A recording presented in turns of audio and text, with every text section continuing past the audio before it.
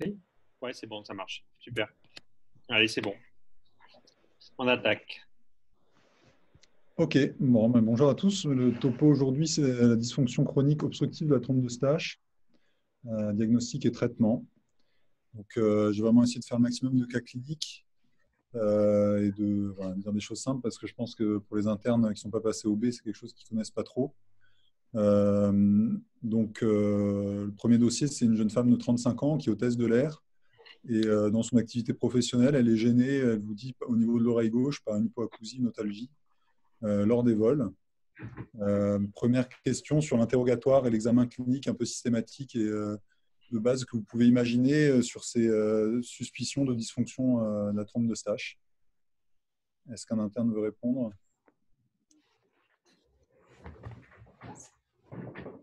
Quels sont les signes? Est-ce qu'il y a d'autres signes autologiques associés? Est-ce qu'il y a des acouphènes? Est-ce qu'il y a aussi des vertiges, entre autres? Et est-ce que les caractéristiques de l'hypoacousie, est-ce que c'est progressif? Est-ce que ça se dégrade? Est-ce que c'est plutôt stable? Les caractéristiques aussi de la douleur, de l'otalgie, est-ce qu'il y a des signes associés type autoré, autoragie? Et après, examen clinique, une otoscopie bilatérale comparative, une palpation cervicale quand même sur une otalgie isolée. Est-ce qu'il y a d'autres signes fonctionnels ORL associés? Au niveau de l'autoscopie, est-ce que tu as une idée de ce qu'on peut faire pour regarder un petit peu plus précisément la fonction de la trompe de Stache? Une manœuvre de Valsalva? Ouais, c'est ça. En fait, on va faire une otoscopie qui sera un peu dynamique en faisant faire des manœuvres aux patients. On va revoir ça. Et après, voilà, donc j'avais juste mis un point sur vraiment les signes à l'anamnèse qui font vraiment penser à une dysfonction de la trompe de Stache. C'est une pression dans l'oreille, une hypoacousie avec une résonance, l'impression d'avoir de l'eau dans l'oreille. C'est voilà, les symptômes typiques qu'on a lorsqu'on monte en altitude et qu'on n'a pas encore bien équilibré les pressions. Ça, ces patients, ils ont ce symptôme-là qui est très marqué, qui est persistant et qui n'arrivent pas à faire passer lors, par exemple, du Valsalva. Et il y a un contexte de variation d'altitude en montagne, en avion ou lors de la pratique de la plongée. Il faut rechercher les antécédents, notamment les contextes d'otite chronique ou d'otite à répétition dans l'enfance, évaluer le retentissement de cette gène, rechercher aussi les facteurs favorisants qui sont très, très importants ensuite à prendre en charge, le reflux gastro-œsophagien, le tabagisme, l'obstruction nasale, l'inflammation nasale associée, qui peut perturber le fonctionnement de la trompe de Stache, les éventuelles allergies. Rechercher les autres signes otologiques, ça tu avais dit Mathilde. À l'examen clinique, donc l'autoscopie qui doit être dynamique, donc le Valsalva, ça vous savez ce que c'est, vous demandez au patient de pincer le nez et de souffler fort la bouche fermée pour essayer de faire passer de l'air dans les oreilles.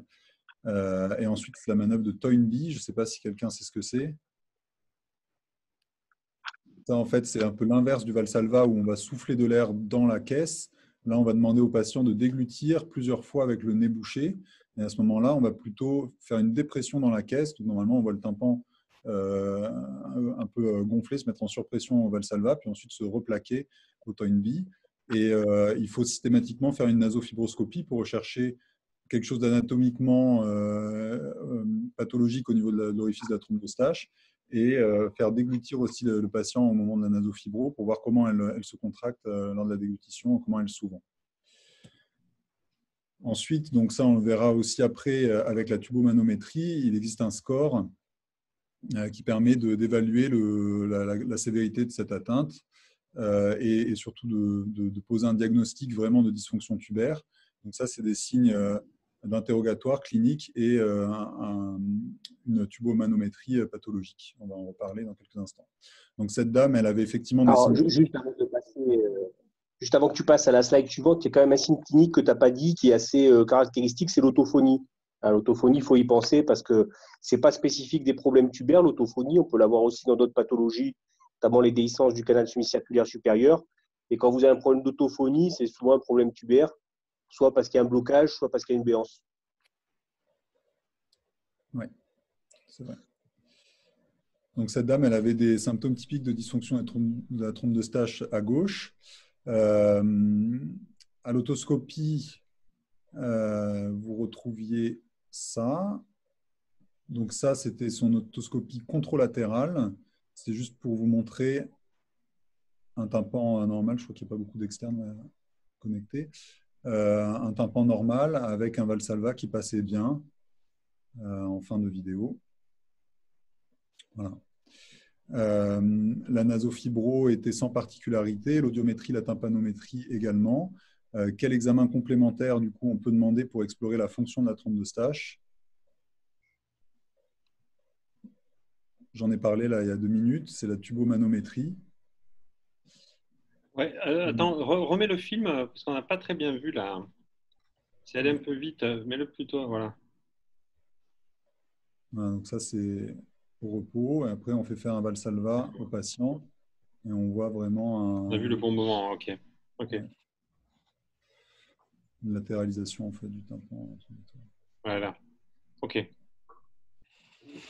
Donc, la tubomanométrie, qu'est-ce que c'est? C'est un examen qui fait partie des explorations fonctionnelles ORL et qui permet d'évaluer en fait la fonction de la trompe de Stache, sa capacité à s'ouvrir lorsqu'on va insuffler une surpression au niveau du cavum.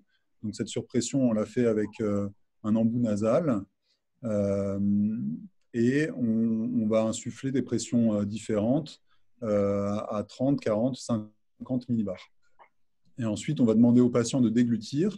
Donc, à la déglutition, normalement, on a une ouverture tubaire et on enregistre avec le même matériel qu'une tympanométrie la pression au niveau du conduit auditif externe, c'est-à-dire on observe le mouvement du tympan consécutif à cette variation de pression au niveau du cavum. Donc là, vous avez quelques exemples de tubomanométrie. Donc en noir, c'est la courbe, vous voyez la pression appliquée au niveau du cavum. Et en rouge, la variation de pression observée au niveau du tympan. Donc une tubomanométrie normale, on voit que lors de l'élévation de la pression dans le cavum, on a quasiment immédiatement une élévation de pression au niveau de la caisse, au niveau de la courbe rouge qu'on retrouve. Il peut y avoir une ouverture qui est en fait retardée de la trompe de Stache lors de l'élévation de la pression. Là, c'est l'iconographie B. Là. Ou bien une absence totale d'ouverture, c'est-à-dire qu'on va augmenter la pression dans le cavum, faire déglutir le patient et il n'y aura pas du tout de variation de pression au niveau de la caisse. Donc la trompe de Stache est complètement fermée. Et ensuite, on peut calculer un indice R là, qui permet simplement de voir si, à quel point la trompe de Stache s'ouvre et à quelle vitesse. En fait, le début d'ouverture de la trompe de Stache va nous donner une pression. Et on fait un rapport avec la pression de base. Et en gros, si l'indice est supérieur à 1, ça veut dire qu'il y a eu un retard qui était retardé par rapport à une fonction normale. On aura un rapport inférieur à 1. Voilà. Et dans le cas d'une obstruction complète sans ouverture du tout, là, dans ces cas-là, le rapport l'indice est impossible à calculer et c'est pathologique également. Donc pour cette jeune femme là, qui était gênée sur son lieu de travail, la tubomanométrie était pathologique au niveau de l'oreille gauche. Qu'est-ce qu'on peut proposer dans un premier temps?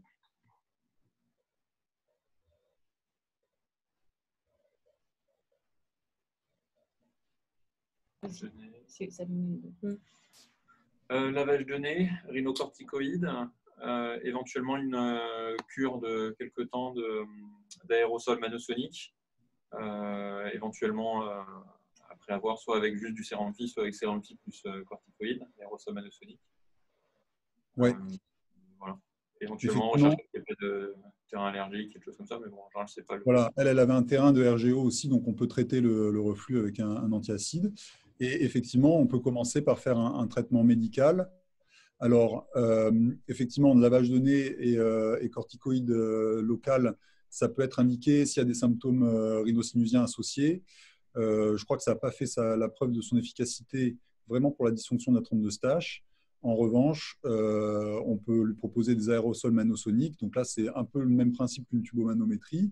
On va mettre un embout nasal qui va mettre une surpression au niveau du cavum et on va faire plusieurs déglutitions pour faciliter l'ouverture de la trompe de Stache et favoriser son ouverture. Et en même temps, on fait une espèce de rééducation tubaire avec des ballonnets auto-vent. C'est simplement un ballonnet à gonfler avec une narine, en soufflant par le nez. Et le fait de gonfler le ballon, ça va permettre d'augmenter de la même façon la pression dans le cavum et de faciliter la trompe de Stache au fur et à mesure qui va s'ouvrir de plus en plus facilement. Voilà, donc ça, c'est le traitement médical un peu en première intention qu'on peut proposer sur les suspicions de dysfonction de la trompe de Stache. Juste pour revenir sur les traitements pharmacologiques, juste un petit mot, dans les aérosols, ça ne sert à rien de mettre les manosoniques, en tout cas, ça ne sert absolument à rien de mettre de corticoïdes ou autre chose, hein, puisque ce n'est pas les corticoïdes qui vont traiter le problème, hein, c'est la surpression. Donc, l'adjonction de traitement, quel qu'il soit, n'a strictement aucun intérêt. Hein. Ok. Donc, elle, en fait, elle n'avait pas toléré l'aérosol. Elle avait des douleurs. Le ballonnet tout seul, ça ne suffisait pas. Elle était toujours très gênée. Bon, voilà, la réponse est apparue. Donc là, à ce moment-là, quand on a un échec de traitement avec un retentissement qui est important chez le patient, on peut proposer un geste de dilatation tubaire. Est-ce que vous avez une idée de l'information qu'on donne à la patiente, de comment ça se déroule ?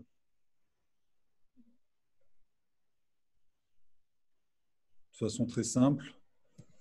C'est un geste qui se fait en ambulatoire par voie endonasale sous contrôle endoscopique et on va cathétériser la trompe de Stache en gonflant un ballonnet durant 2 minutes, ce qui va écraser la muqueuse, ce qui va permettre de la nettoyer un petit peu. Enfin, il y a des auteurs qui comparent ça à une adénoïdectomie où on va retirer un peu l'excès de muqueuse qu'il peut y avoir dans la trompe. Et aussi, il va y avoir une ischémie qui va induire une fibrose et qui va donc permettre un résultat qui sera stable à long terme quand ça marche bien, parce qu'en fait, il y a une vraie réaction inflammatoire par fibrose de la trompe de Stache lors de ce geste. Les complications sont vraiment mineures. Parfois, il y a des dysesthésies au niveau de la langue qui sont décrites par des petites lésions de la corde du tympan. Il y a quelques cas d'emphysème lorsqu'il y a des plaies muqueuses. Voilà, mais c'est complètement exceptionnel. Et les suites opératoires, il faut recommencer une rééducation tubaire après le geste. Il y a un taux d'échec qui est d'à peu près 30% et on peut refaire une deuxième dilatation éventuellement quelques mois après la première. Ça, c'est une vidéo de dilatation. Donc là, vous voyez la trompe de Stache là, qui effectivement, l'orifice est assez refermé. Et on va la cathétériser avec un embout. Donc, on dirige, en fait, à ce moment-là, là, on ne le voit pas, mais là, on est en train de glisser dans la trompe de Stache le ballonnet. On fait ça en se dirigeant vers le haut et latéralement, sans résistance. On glisse le ballonnet, on gonfle en surpression à 12 millibars. Et on reste comme ça 2 minutes et ensuite on retire le ballonnet, on regonfle encore au niveau de l'ostium pour vraiment avoir un effet au niveau de l'ostium également. Voilà, donc ça c'était pour ce premier dossier. Le second dossier, c'est un patient qui a une hypoacousie bilatérale depuis des années, assez stable, avec une obstruction nasale, pas d'autres signes otologiques. Lui, il n'a pas trop de terrain otitique, pas trop d'otite récidivante. L'autoscopie est normale, par contre, le Valsalva et les Toynbee, ça ne passe pas du tout. Donc, il y a un tympan complètement fixé. À la nasofibroscopie, vous observez ça. L'audio est normal. Donc, qu'est-ce que vous pouvez proposer, avoir comme hypothèse diagnostique là, sur ce patient qui a des signes de dysfonction tubaire bilatéraux? Et qu'est-ce que vous pouvez proposer pour régler le problème? De façon simple.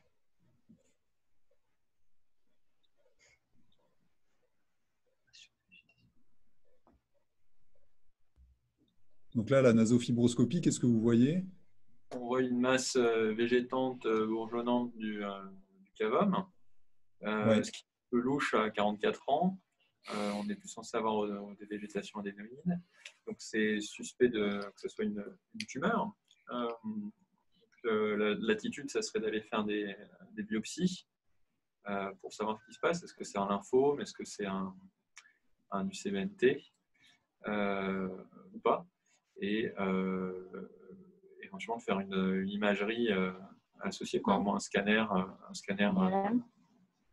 du massif facial injecté. Oui, ouais, effectivement, bon, pourquoi pas. Après là, la nasofibro, c'était vraiment un aspect typique de végétation qu'il y avait pour ce dossier. C'est pas la nasofibro de ce patient, mais bon, lui, a priori, il n'y avait pas trop de doute sur quelque chose de tumoral. En tout cas, effectivement, on lui a proposé une adénoïdectomie. On peut envoyer un anapathe lorsqu'on fait des adénoïdectomies chez les adultes. Il me semble que, enfin, c'est des choses qu'on peut faire effectivement de principe. Et après, ce patient qui avait quand même des signes de dysfonction tubaire, puisqu'on réalisait une AG et qu'on faisait une endoscopie nasale, on a réalisé dans le même temps une dilatation tubaire bilatérale. Voilà. Mais en gros, effectivement, il faut regarder le cavum. Les végétations, voilà, des pathologies obstructives au niveau du cavum, ça peut faire des dysfonctions tubaires. C'est ça le message. Et ce patient, en fait, au bout de 6 mois, les symptômes sont toujours présents. Il est toujours très, très gêné. Ça n'a pas changé grand-chose, le traitement que vous avez tenté. Il a fait en plus un épisode de vertige qui était un peu mal étiqueté. Il a pas consulté, donc on ne sait pas trop ce qui s'est passé. Il avait l'oreille bouchée, hypoacousie et vertige durant 3 heures. À ce moment-là, qu'est-ce que vous pouvez faire pour essayer de le soulager éventuellement et d'ensuite de faire la part des choses sur son histoire clinique?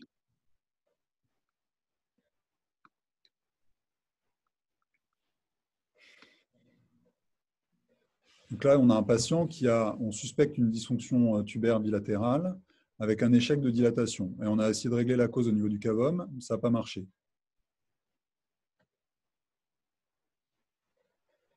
Donc, qu'est-ce qu'on pourrait faire? Soit on peut éventuellement proposer une nouvelle dilatation, sinon il y a toujours une option, mais qui n'est pas la meilleure évidemment, mais c'est d'aller mettre des aérateurs. Oui, bon. Tout à fait. Ouais, exactement. Donc effectivement, on peut retenter une dilatation, mais si le patient il en a marre et qu'il a vraiment envie d'être soulagé rapidement, alors dans ces cas-là, il y a la pose d'aérateur qu'on peut associer avec une nouvelle dilatation pour se dire que dans un moment, peut-être que les aérateurs tomberont et qu'on pourra repartir, améliorer les choses avec une nouvelle dilatation, avec les inconvénients des aérateurs concernant l'eau, l'autoré, etc. Et par contre, effectivement, ça peut aussi nous donner une réponse sur ces symptômes. S'ils sont améliorés immédiatement après la pose d'aérateur, on aura la confirmation qu'il s'agit d'une dysfonction tubaire.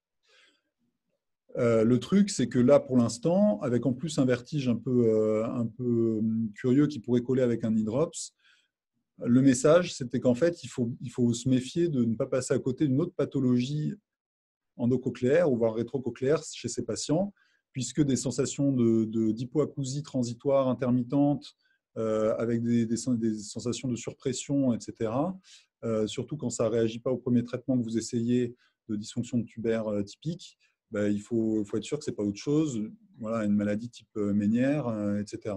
À ce moment-là, la pose d'aérateur, ça peut être un test diagnostique également. Et il y a effectivement une autre pathologie qui est les syndromes de la troisième fenêtre, déhiscence du canal semi-circulaire supérieur, où à ce moment-là, on peut éventuellement faire un scan des rochers, pareil, pour essayer de démêler des histoires qui ne seraient pas très claires, puisque les symptômes peuvent se superposer.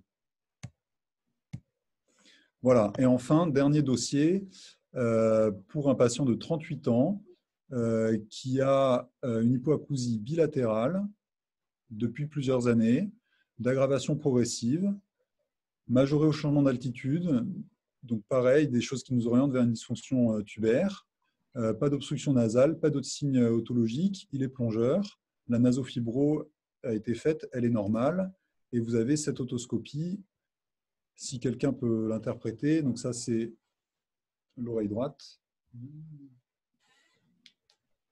Maxime, je mets sur pause.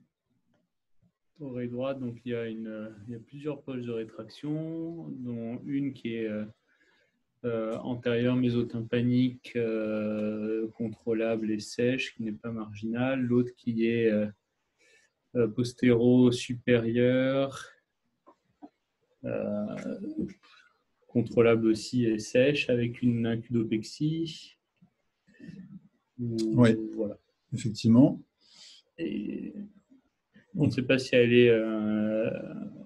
peut être réduite par le Valsalva, ou en tout cas, je ne sais pas s'il y a eu un Valsalva ou quoi que ce soit. Alors, il y a eu un Valsalva durant l'endoscopie, mais voilà, il n'y a pas eu de mouvement du tympan. Donc, le Valsalva était négatif, le Toynbee était négatif. Et ici, là, qu'est-ce que tu vois là, Ça. par rapport au cadre tympanique? Le cadre tympanique a l'air quand même un peu lisé au niveau épitympanique. Ok. Donc, ici, c'est de l'autre côté.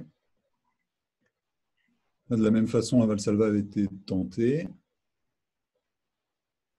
Donc, en gros, ça ressemble un peu.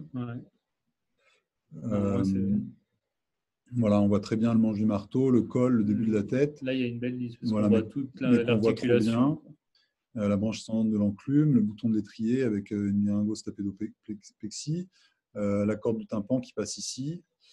Donc, effectivement, on a deux tympans qui sont très rétractés,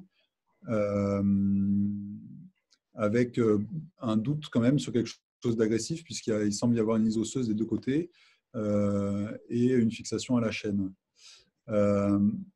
L'audiométrie, bon, je crois qu'il n'y a pas d'externe, mais donc, il y avait une surdité de transmission des deux côtés en lien avec cette rétraction. Quel traitement on peut proposer à ce moment-là en première intention pour essayer d'améliorer les choses? Et ensuite, dans un second temps, qu'est-ce que vous prévoyez à terme pour ces deux oreilles?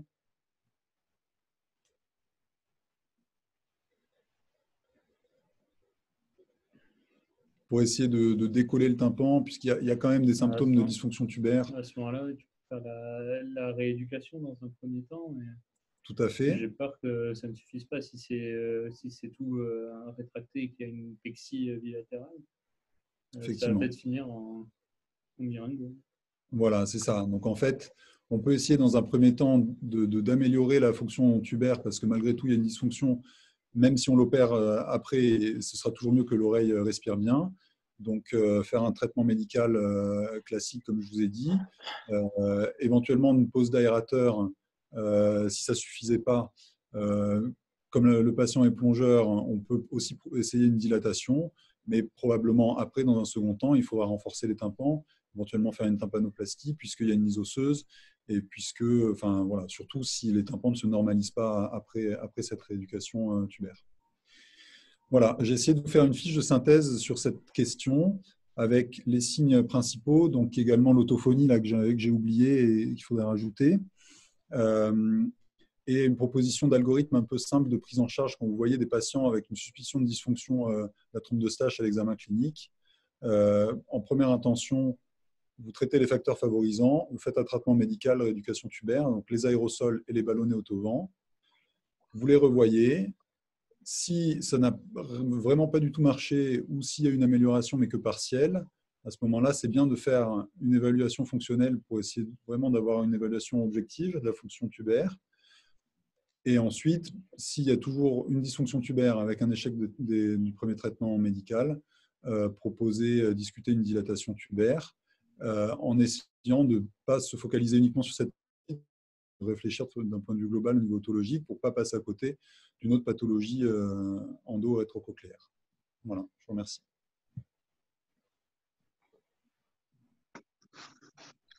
Ouais, bon, bah, c'est bien. Après, il y a juste un truc, peut-être tu peux dire un mot supplémentaire, tu n'en as pas parlé, c'est l'impédancemétrie tympanique. Donc, c'est quoi la place de la tympanométrie quand tu vas faire le bilan d'un patient qui a une suspicion de dysfonction tubaire? Ben oui, je m'étais posé la question, mais en fait, j'ai l'impression que ça peut orienter, mais que c'est pas, enfin, qu'une tympano normale n'élimine pas le diagnostic. Voilà, c'est ça. C'est que une tympanométrie, elle a de valeur que si elle est pathologique. Si elle est normale, il peut quand même y avoir une dysfonction tubaire. C'est pas du tout incompatible. Donc la tympanométrie, il ne faut pas lui accorder trop de crédit. L'anomalie à tympanométrie, ça va vous orienter vers un problème. Mais une tympanométrie normale, malheureusement, n'élimine pas du tout le problème. Donc, il faut le prendre pour ce que ça vaut et pas forcément dire aux patients qu'ils n'ont pas de soucis s'ils ont une tympanométrie normale. Ouais. Comme dans l'OSM de l'enfant, un peu. Où, ouais. Finalement, c'est pas... Voilà. Ouais, on peut avoir une tympanométrie avec une OSM qui soit normale. Quoi. Ça arrive. Vous avez des questions ? Ça peut donner des acouphènes. Juste sur la dilatation, j'avais vu des trucs comme quoi, en fait, en fonction de la pression qu'on met, on peut avoir juste un effet muqueux, on peut avoir un effet sur le cartilage. Il y avait un peu un débat sur est-ce qu'il faut aller abîmer le cartilage ou pas. Du coup, là, j'en déduis que, a priori, les arguments, là, c'est peut-être plus ici de s'occuper que de la muqueuse, en fait, c'est ça? Là, on n'y trouve pas trop, finalement, avec la dilatation. Ouais, le cartilage, c'est compliqué. Après, il y avait juste une étude qui montrait qu'il pouvait y avoir des microfractures cartilagineuses. Bon, après, je ne suis pas sûr que les microfractures, elles changent grand-chose à la fonction. C'est plus le fait d'écraser la muqueuse qui va avoir une efficacité que des microfractures cartilagineuses qui, de toute façon, sont que des microfractures de surface et qui modifient ni le diamètre, ni la fonction de la trompe d'Eustache. Donc après, le terme de dilatation, ce n'est pas un bon terme. Ce qu'on fait, c'est un écrasement muqueux parce que le diamètre de la trompe d'Eustache, il ne va pas changer après, une fois qu'on aura fini. La seule chose qu'on aura fait, c'est qu'on aura écrasé la couche muqueuse qui se situe proche de la lumière de la trompe d'Eustache. C'est surtout ça. D'accord. OK. Après, il y avait une question sur les acouphènes et les problèmes de trompe d'Eustache. J'ai entendu vaguement acouphènes. Oui, c'est moi. Oui, alors les problèmes de trompe d'Eustache peuvent entraîner des acouphènes. Alors après, surtout par le souci de surpression au niveau de l'oreille moyenne. Alors souvent, ce qui se passe, c'est que là, Fabien vous a parlé de deux manœuvres, de Vassalva et Toynbee, sauf que ça ne marche pas forcément en parallèle. On peut avoir une manœuvre de Vassalva qui marche et une manœuvre de Toynbee qui ne marche pas. Et quand c'est le cas, vous vous retrouvez avec un phénomène de soupape. C'est-à-dire que l'air, il ne fait que passer dans un sens, mais il ne ressort jamais.